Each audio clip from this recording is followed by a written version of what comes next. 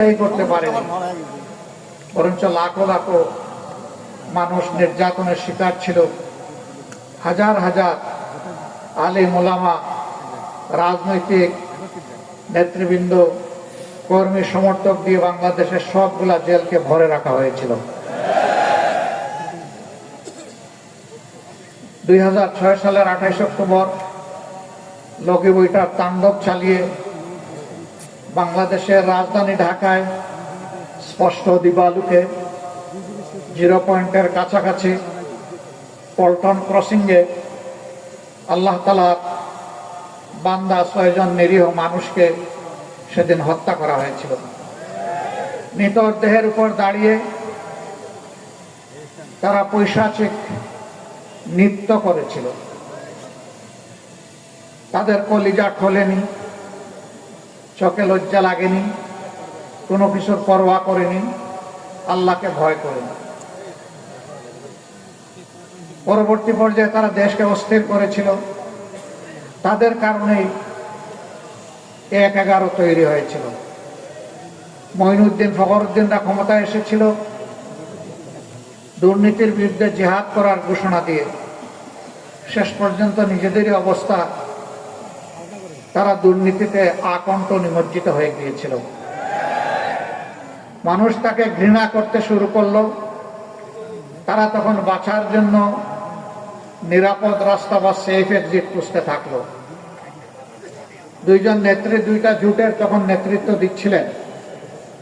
একজনকে তারা জানতে চাইল যদি তার জোট ক্ষমতায় আসে তাহলে তারা যে সমস্ত কীর্তিকাণ্ড করেছে সেগুলা নিয়ে কোনো প্রশ্ন তুলবে কিনা এবং তাদের কাজের বৈধতা দিবে কিনা। তিনি জবাব দিয়েছিলেন, জনগণের ম্যান্ডেটে নির্বাচিত জনপ্রতিনিধিদের এই সংসদে সেই ব্যাপারে সিদ্ধান্ত নেবে। আরেকজনের কাছে গিয়ে বলেছিল, আপনি আমাদেরকে কিভাবে দেখবেন? তিনি বলেছিলেন, আমি তোমাদের কোনো বিষয়ে কোনো প্রশ্ন করব না, তোমাদের সব কিছুর বৈধতা দিব। কাদ্দামা ওয়া আখারা, আগে পরে যা করেছে সব কবুল। তারা তাকেই নিরাপদ মনে করে তার জোটকে বিভিন্ন মেকানিজমের মাধ্যমে কারিগরি করে ইলেকশন ইঞ্জিনিয়ারিং করে তাকে ক্ষমতায় পাঠিয়েছিল। ক্ষমতায় যাওয়ার আগে বহু সুন্দর সুন্দর কথা বলেছিলেন, কিন্তু ক্ষমতায় যাওয়ার পরেই তারা আসল রূপে আবির্ভূত হলেন। 2009 সালের 10 জানুয়ারি তারা শপথ নিলেন, সরকার গঠন করলেন। পরের মাসেই ফেব্রুয়ারি মাসের 25 এবং 26 তারিখ ঢাকার পিলখানায় বিডিআর সদর দপ্তরে নারকীয় হত্যাকাণ্ডের মাধ্যমে বাংলাদেশ সেনাবাহিনীর, দেশপ্রেমিক সেনাবাহিনীর 57 জন দেশপ্রেমিক, চৌকস, মেধাবী, সাহসী সেনা অফিসারকে হত্যা করার মাধ্যমে তাদের ক্ষমতায় এসে হত্যার যাত্রা শুরু করলেন। একের পর এক জাতির উপরে দুর্বহ বোঝা তারা চাপাতে থাকলেন। ক্ষুধার্ত আওয়ামী লীগ জাতির সম্পদ চুরি করা শুরু করলো। সর্বত্র চাঁদাবাজি, লুটপাট, দখলদারি, ঘুষের মাত্রা বাড়িয়ে দিল। তাদের অর্থমন্ত্রী বলল, এটা ঘুষ না, এটা স্পিড মানি। লজ্জা! তাদের শিক্ষামন্ত্রী বলল, আমার মন্ত্রণালয়ে তোমরা ঘুষ খাইও, কিন্তু একটু কমাইয়া খাইও। সেই এরা শিক্ষিত নাকি আসলে এরা কুশিক্ষিত, আল্লাহ ভালো জানে। তারা এক পর্যায়ে গিয়ে পরীক্ষিত দেশপ্রেমিক সংগঠন জামাতের দিকে হাত বাড়ালো। 2010 সালের 29 জুন আমাদের 3 জন প্রাণপ্রিয় শীর্ষ দায়িত্বশীল, তৎকালীন আমিরে জামাত, সাবেক মন্ত্রী মওলানা মতিউর রহমান নিজামী, নায়েবে আমির, শুধু বাংলাদেশ নয় সারা বিশ্বে যিনি মানুষকে কোরআনের মানবিক দাওয়াত দিয়ে বেড়াতেন, যাকে কোরআনের পাখি বলা হতো। আল্লামা দিলাওয়ার হোসেন সাঈদী, তৎকালীন সেক্রেটারি জেনারেল সাবেক মন্ত্রী আলী আহসান মোহাম্মদ মুজাহিদ, এই তিনজনকে খোড়া অজুহাতে মিথ্যা অভিযোগে নির্লজ্জভাবে তারা গ্রেফতার করল। তারপরের মাসে আরো দুইজন সহকারী সেক্রেটারি জেনারেল জনাব মোহাম্মদ কামারুজ্জামান এবং আব্দুল কাদের মোল্লাকে তারা গ্রেফতার করল। তাদের বিরুদ্ধে সাজানো পাঠানো মিথ্যা মামলা, তাদের মন মতো কোর্ট এবং শেখানো মিথ্যা সাক্ষীর মাধ্যমে তাদেরকে সাজা দেওয়ার জন্য আবার শাহবাগে আসর বসালো। যারা সাবেকি বাংলাদেশের মানুষ যখন নির্যাতিত হয় তখন তারা চুপ থাকে, কিন্তু যখন তাদের মন মতো কারো উপরে কিছু হয় তখন তারা গর্ত থেকে বের হয়ে এসে চিৎকার শুরু করে।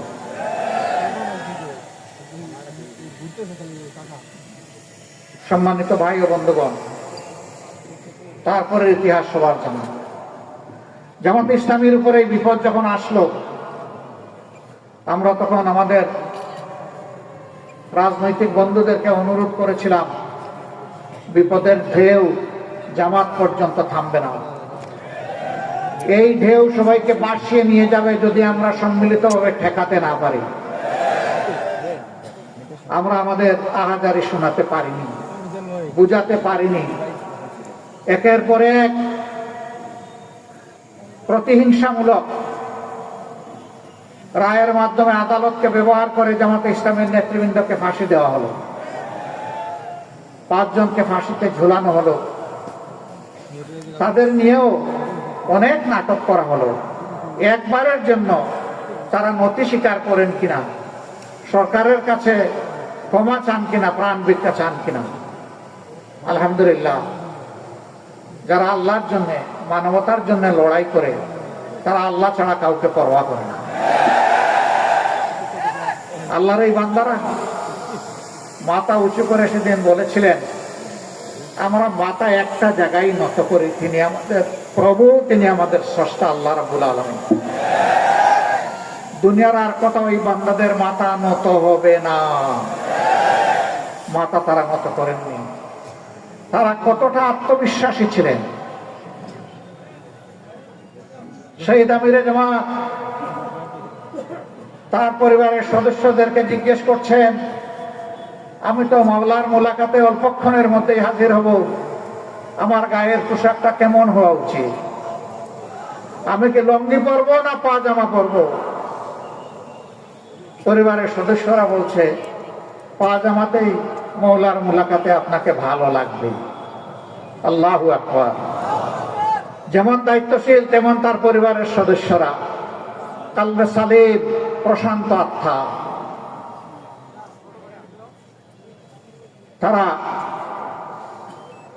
ফাঁসির তক্তার দিকে এগিয়ে চলেছেন পা পা করে। তাদের ঠোঁটও কাঁপেনি, বুকও কাঁপেনি, পাও নড়েনি, কারণ তারা নিশ্চিত ছিলেন অন্য কোনো কারণে নয়, তাদেরকে দিনের কারণে, মানবতার কারণেই হত্যা করা হচ্ছে, দেশপ্রেমের কারণেই তাদেরকে এই মূল্য দিতে হচ্ছে। যারা দেশকে ভালোবাসে, মানুষকে ভালোবাসে, মৃত্যু তাদের কাছে সকালবেলা চায়ের পেয়ালার মতো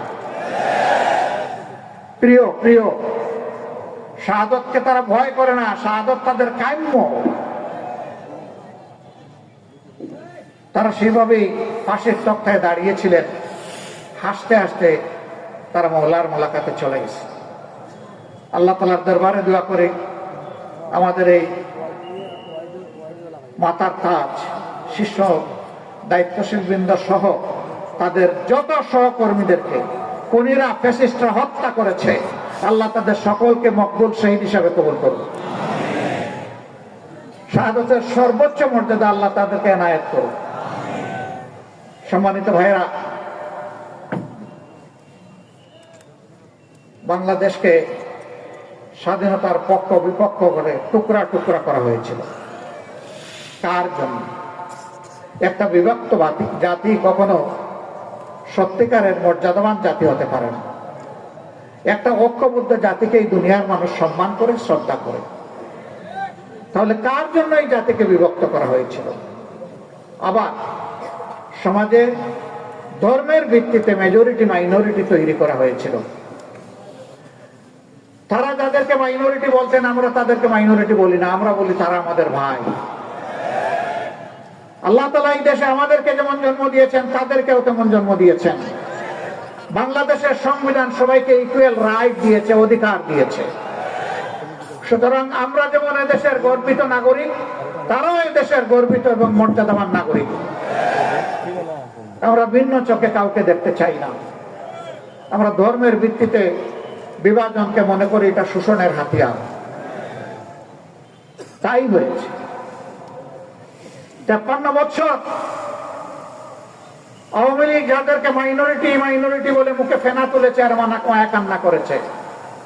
আমি আল্লাহর উপর ভরসা করে বলছি, আমার বিবেকের দায়বোধের জায়গা থেকে বলছি, আজকে 10 জানুয়ারি 1972 থেকে শুরু করে আজ পর্যন্ত 2025 সালের আজকে 24শে জানুয়ারি এই দীর্ঘ পথ পরিক্রমায় বাংলাদেশে বিভিন্ন ধর্মের মানুষকে কারা জুলুম অত্যাচার করেছে, কারা তাদের জমিগুলো দখল করেছে, পিঠামাটি থেকে উচ্ছেদ করেছে, সম্পদ লুণ্ঠন করেছে, তাদের ইজ্জতে হাত দিয়েছে।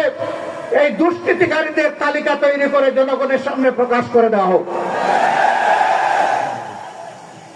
এই কাজ যারা করেছে তারা সমাজের কালো এবং কুৎসিত চেহারার মানুষ।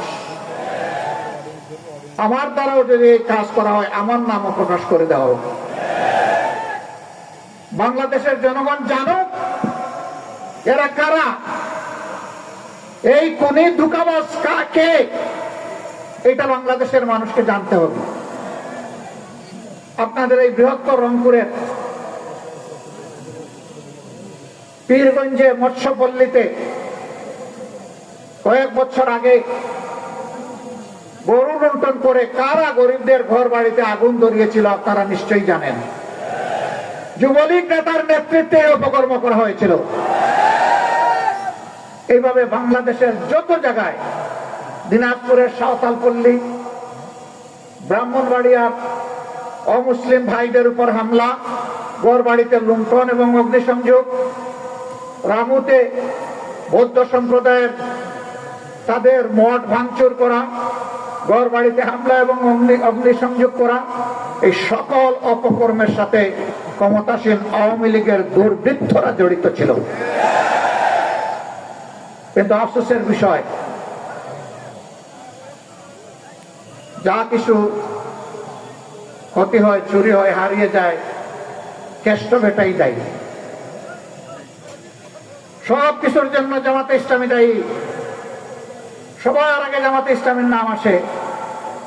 আপনারা তার সাক্ষী। গোবিন্দগঞ্জের গাইবান্ধার সুন্দরগঞ্জের এমপি লিটন, তাকে কে বা কারা তার বাড়ির পাশে শুট করে হত্যা করল। প্রধানমন্ত্রী তৎকালীন সংসদে দাঁড়িয়ে বললেন এই কাজ জামাত শিবির করেছে, আমার লিটনকে খুন করেছে। তাণ্ডব চালানো হলো, আমাদের নিরীহ নেতা কর্মীদেরকে গ্রেফতার করে রিমান্ডে নিয়ে শারীরিক, মানসিক, আর্থিক নির্যাতন করা হলো। আমরা বললাম যে এই ধরনের নাপাক কাপুরুষিতের কাজ আমরা করি না, আমরা করি নাই। তৎকালীন আইজি একই চিৎকার মারলেন। দিন শেষে কি হলো?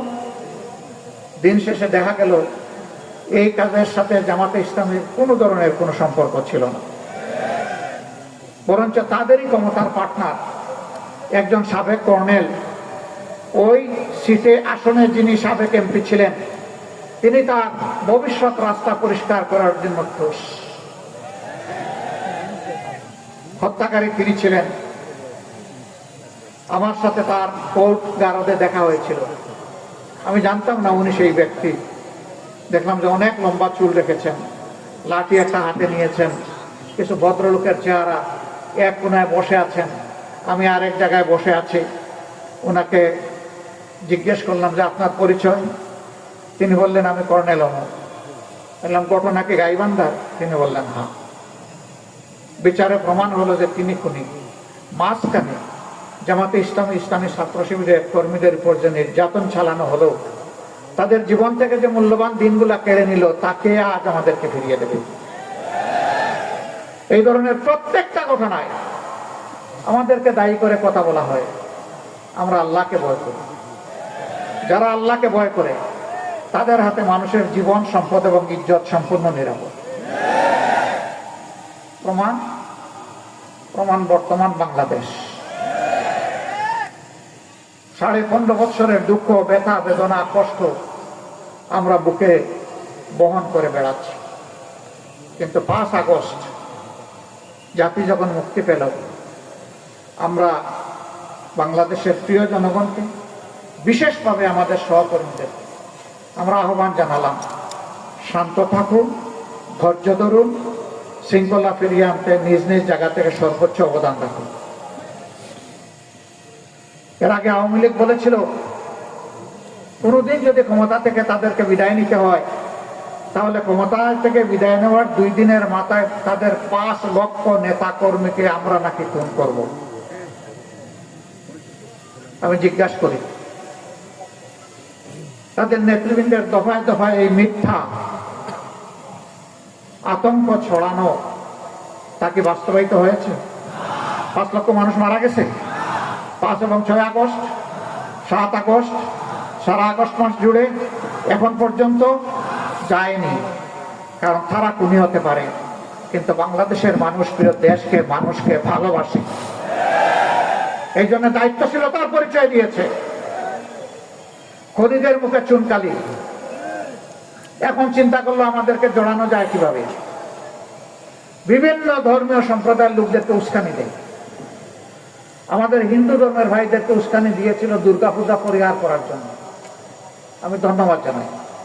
সাহসিকতার সাথে যারা উস্কানি দিয়েছিল, তাদের উস্কানি ওদের মুখের উপর ছড়ে মেরেছে।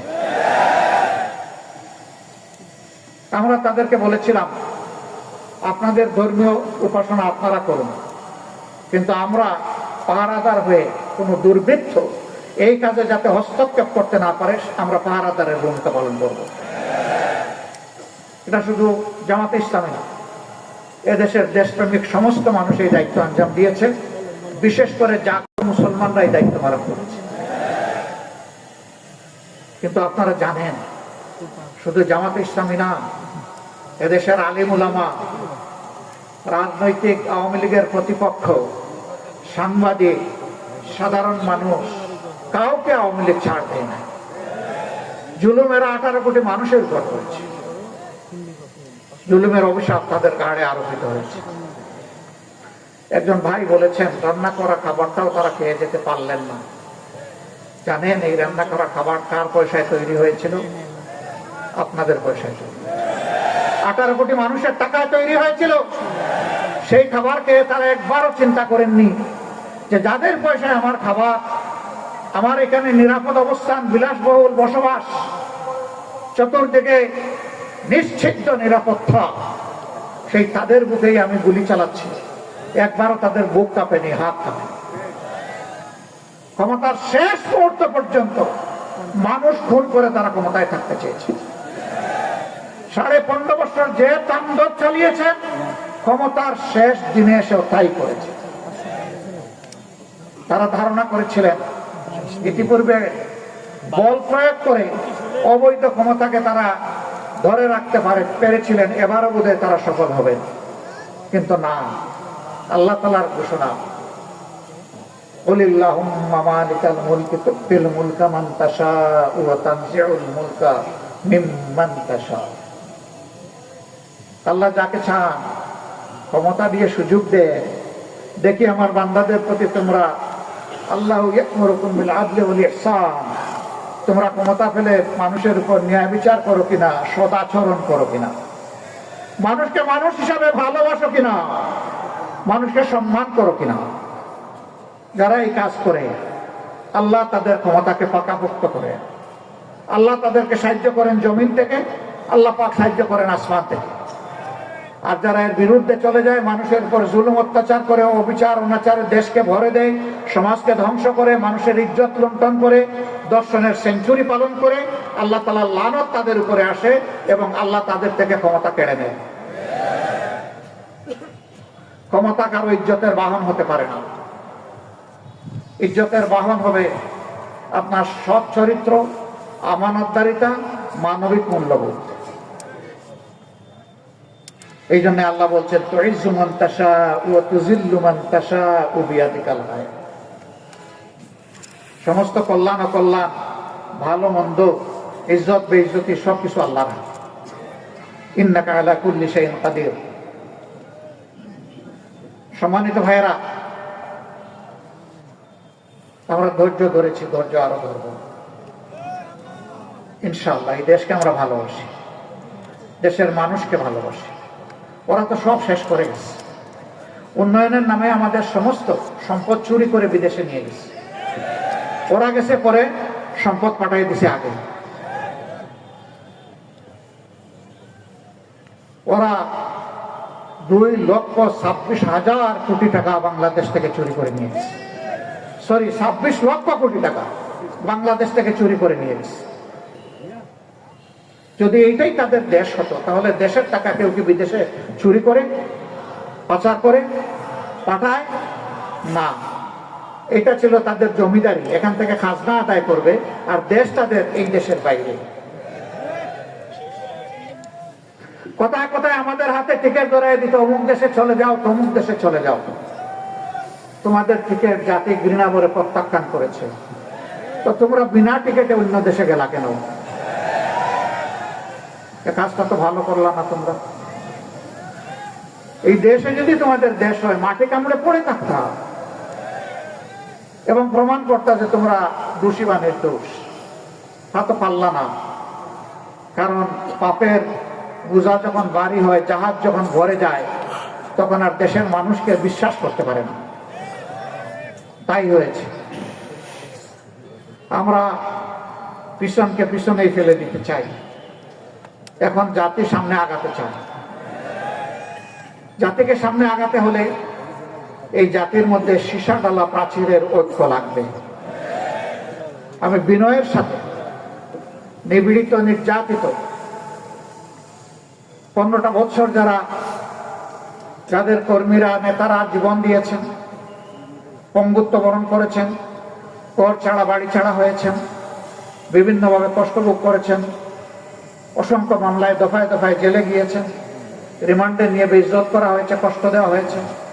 তাদের কাছে হাত জোড় করে বিনয়ের সাথে অনুরোধ করব, এমন কোনো হঠকারী কাজ কালাম আমরা যেন কেউ না করি যার কারণে আমাদের জাতীয় ঐক্য নষ্ট হয়। আমরা যেন কেউ চুরি চামারি না করি, চাঁদাবাজি না করি, দখল বাণিজ্য না করি, ঘুষের ভাগ না বসাই, মামলা বাণিজ্য না করি, এবং ফ্যাসিজম ফিরে আসে, ফ্যাসিস্টকে আমরা যেন কোনো ধরনের আশ্রয় প্রশ্রয় না দিই। আমরা প্রতিহিংসার পক্ষে না, কিন্তু আল্লাহর রাসূল মক্কা বিজয়ের সময় মক্কার সমস্ত দুষ্কর্মকারীদেরকে ক্ষমা করে দিয়েছিলেন একটা অপরাধ ছাড়া। তিনি বলেছিলেন আজকে সাধারণ ক্ষমা ঘোষণা করা হলো, কিন্তু যারা নিরীহ মানুষকে খুন করেছে তাদের 10 বা 13 জনের নাম উল্লেখ করে বলেছিলেন এদেরকে যেখানে পাওয়া যাবে ওখানেই খুন করা হবে। খুন কখনো মাফ হয় না। আমরা বাংলাদেশে প্রত্যেকটা খুনের বিচার চাই, শুধু আমাদের নেতৃবৃন্দ না, আমাদের কর্মীরা, যত মানুষ খুন করা হয়েছে অন্যায়ভাবে সবার বিচার চাই। বৃহত্তর রংপুরবাসী অনেক কারণেই আপনারা গর্বিত, অথচ আপনারা বঞ্চিত। এই রৌমারীর গোড়াই বাড়িতে যে যুদ্ধটা আপনারা রাতের অন্ধকারে করে শিক্ষা দিয়েছিলেন, সেই শিক্ষার প্রতিশোধ নেওয়া হয়েছিল বিডিআরের পিলখানায়। কিন্তু আপনাদের গর্বিত ইতিহাস এখনো চকচক করছে। দীর্ঘ 15.5 বছরের ফ্যাসিজমকে বিদায় করতে গিয়ে একটা মানুষ বাংলাদেশের ইতিহাসে নয়, বিশ্বের ইতিহাসে তার শুনানি নামটা লেখা হয়ে গেছে, এই সন্তানটাও বৃহত্তর রংপুরে। এর নাম কি? আবু সাইদ। আবু সাইদ। সে আমাদের এখন বিপ্লবের আইকন, প্রতীক, আমাদের নেতা, আমাদের সিপাহ সালার, আমাদের বীর সেনাপতি। তার রাস্তা ধরে এবার যারাই জীবন দিয়েছে, মহান রবের দরবারে দোয়া করি আল্লাহ তাদের সকলকে শহীদ হিসাবে কবুল করুন। যারা পঙ্গু হয়েছে তাদেরকে আমরা যেন গর্বের সাথে সম্মান করতে পারি, শ্রদ্ধার সাথে বুকে ধারণ করতে পারি। শহীদ এবং পঙ্গু সকলের কাছে আমরা কৃতজ্ঞ, কিন্তু এই ঋণ পরিশোধ করার শক্তি এই জাতির নেই। তবে যে কারণে তারা শহীদ হয়েছে, আমরা তাদেরকে কথা দিচ্ছি আমাদের প্রিয় সংগঠনের পক্ষ থেকে একটা করাপশন ফ্রি, দুর্নীতিমুক্ত, সুষম, বৈষম্যহীন, মানবিক বাংলাদেশ না গড়া পর্যন্ত আমাদের লড়াই অব্যাহত থাকবে ইনশাআল্লাহ। আমাদের সন্তানরা স্লোগান দিয়েছিল, এখনো দেখ আবু সাইদ মুগ্ধ, শেষ হয়নি যুদ্ধ। হ্যাঁ, যুদ্ধ সেদিন শেষ হবে যেদিন মানবিক বাংলাদেশ প্রতিষ্ঠিত হবে। তার আগ পর্যন্ত এই যুদ্ধ ইনশাআল্লাহ চলবে। আমরা সমাজে অনাচার দেখলে প্রতিবাদ করবই, এটা আমার বিরুদ্ধে হলেও আমি প্রতিবাদ করব। অনাচার যিনি করবেন তার ব্যাপারে আমরা মুখ বন্ধ করে থাকবো না। এই জন্যই আমরা রাজনীতি করি। আমরা ন্যায়ের পক্ষ নিব, অন্যায়ের প্রতিবাদ করব। যদি অন্যায়কে নীরবে হজম করি তাহলে আমিও অন্যায়কারীর মদতদাতা হয়ে গেলাম। আমরা এই অপকর্মের দায় নিতে চাই না। এমনকি আমাদের দলের কেউ যদি কোনো জায়গায় এই সমস্ত অন্যায় অপরাধ করে, আমরা বলবো এদেরকে ধরে দিবেন, ছাড় দিবেন না। আমাদেরকেও খবর দিবেন, প্রশাসনকেও খবর দিবেন। এদের ব্যাপারে আমাদের জিরো টলারেন্স। আপনারা সাক্ষী, আলহামদুলিল্লাহ 5 আগস্ট থেকে শুরু করে আজকে এই জানুয়ারি মাসের 24 তারিখ পর্যন্ত দীর্ঘ 6 মাসের পথ পরিক্রমায় আমাদের লোকেরা ছাতাবাজি করে নাই, দখল বাণিজ্য করে নাই, মামলা বাণিজ্য করে নাই। শত শত নিরীহ মানুষকে মামলায় ঢুকাইয়া তাদের কাছ থেকে টাকা আদায় করে নাই, ঘুষের ভাগাভাগি করে নাই। আমরা জানি এটা হারাম। আল্লাহ তাআলা এই হারামকে বর্জন করার তৌফিক আজীবন আমাদেরকে দান করুন। এরপরেও নফসের দুকায় শয়তানের ওয়াসওয়াসায় পড়ে যদি কেউ বিপদগামী হয়ে যায়, আমরা তাদেরকে ছাড় দেওয়ার পক্ষে নই। এখানে আমার ধারণা শহীদ পরিবারের সদস্যরা আছেন, এখানে অনেক আহত পঙ্গু ভাই বোনেরা আছেন। আমরা তাদের কাছে আবারও কৃতজ্ঞতা জানাচ্ছি। আমরা শহীদদেরকে কোনো দলীয় সম্পত্তিতে পরিণত করতে চাই না। শহীদরা জাতির শ্রদ্ধা তারকা, তারা মাটিতে নয়, ইনশাআল্লাহ আসমানে জ্বলজ্বল করে জ্বলবে। আমাদের আবেগটা তাদের প্রতি এরকম। আল্লাহ তাআলা এই সম্মানবোধটা এই জাতিকে, এই শহীদদের প্রতি দেওয়ার তৌফিক দান করুন। বিনয়ের সাথে বলবো, সবাইকে বলবো, মেহেরবানি করে শহীদদের আকাঙ্ক্ষার বিপরীতে যায় এমন কাজ কেউ দয়া করে করবেন না। যদি চাঁদাবাজি করেন, দখলদারি করেন, মামলা ঘুষ বাণিজ্য করেন, মানুষের উপর জুলুম করেন, তাহলে শহীদদের আত্মা কষ্ট পাবে। আমাদের শহীদ বন্ধুদের আত্মায় কষ্ট দিবেন না ভাই। বন্ধু দুস্থ, আমাদের এই বিনয়ী আহ্বান আপনাদের কলিজাকে নরম করুক, আমরা দোয়া করি। কিন্তু যদি না করেন, যদি কেউ অপকর্ম অব্যাহত রাখেন, মনে রাখবেন আমাদের লড়াইও অব্যাহত থাকবে ইনশাআল্লাহ। রংপুরবাসী, আমার ভাই মাহবুর রহমান বেলাল বলে গেছেন, ফ্যাসিস্ট সরকার প্রতিহিংসামূলক ভাবে যে সমস্ত রাজনৈতিক নেতাদেরকে জেলে পুরেছিল, কর্মীদেরকে জেলে পুরেছিল, এক এক করে সব বের হয়ে গেছে। কিন্তু আমাদের দুঃখ, আমাদের ভাই, আমাদের নেতা, বাংলাদেশ জামাত ইসলামের তৎকালীন ভারপ্রাপ্ত সেক্রেটারি জেনারেল আপনাদের প্রিয় মানুষ, প্রিয় নেতা আজহারুল ইসলাম ভাই এখনো জেলে। আমরা আইনি লড়াইয়ের মধ্য দিয়ে তাকে মুক্ত করার পক্ষে, আমরা কারো দয়া নিয়ে মুক্ত করতে চাই না, আমরা শুধু আল্লাহর দয়া চাই।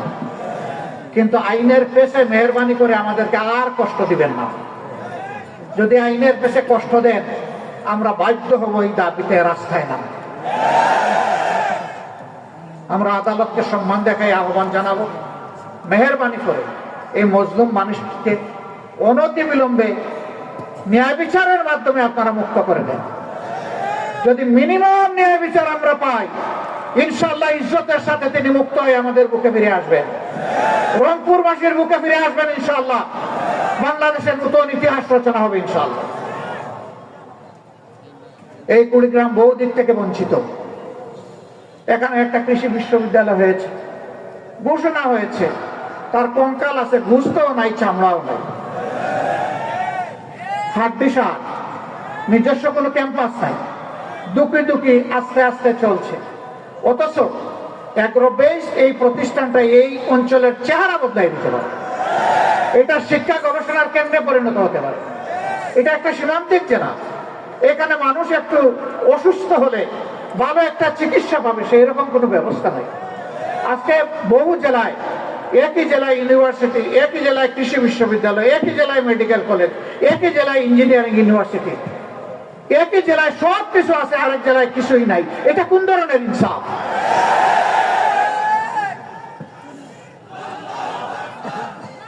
বৃষ্টি শুরু হলে ঢাকায় আমরা বসি, আমাদের বুক দুরু দুরু করে কাঁপে,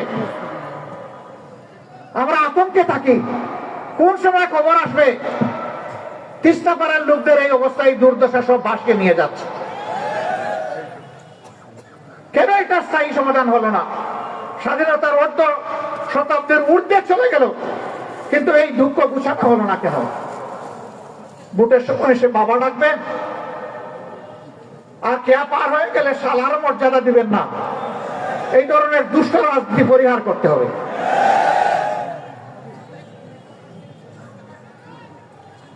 এখানে তিস্তা প্রকল্প মহাপরিকল্পনা বাস্তবায়ন হওয়ার কথা, কার ইঙ্গিতে ইশারা এটা এখনো বন্ধ হয়ে আছে?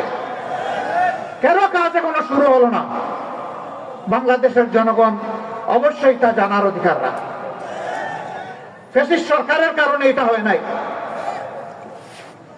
যদি সেই প্রকল্প বাস্তবায়ন হয়, তাহলে বর্ষা আসলেই আমাদের বুক আর দুরু দুরু করে কাঁপবে না। আমরা আশা করি এই দেশের এই এলাকার মানুষ স্বস্তিতে থাকবেন। সম্মানিত ভাই ও বন্ধুগণ, এই ধরনের অনেকগুলো ন্যায্য দাবি আপনাদের আছে। এই এলাকায় আমার ভাই সালেহি বলে গেছে, 100-র মধ্যে 71 জন মানুষ দরিদ্র সীমার নিচে বসবাস করেন। তারা এমনকি গুনাহ করেছেন, পাপ করেছেন, যে বাংলাদেশের অংশ হয়েও তাদের ভাগ্যের সামান্য কোনো পরিবর্তন হবে না। তাদের নিয়ে কি পরিকল্পনা? আমরা পরিষ্কার বলতে চাই, আল্লাহ যদি আপনাদের ভালোবাসা সিক্ত হয়ে, দেশবাসীর ভালোবাসা সিক্ত হয়ে আমাদের উপর মেহরবানি করেন, আর যদি এই দেশের খেদমতের দায়িত্ব দেন, ইনশাআল্লাহ তাআলা আযীম প্রেসিডেন্ট, প্রধানমন্ত্রীর মুখ দেখে কোনো এলাকার উন্নয়ন হবে না।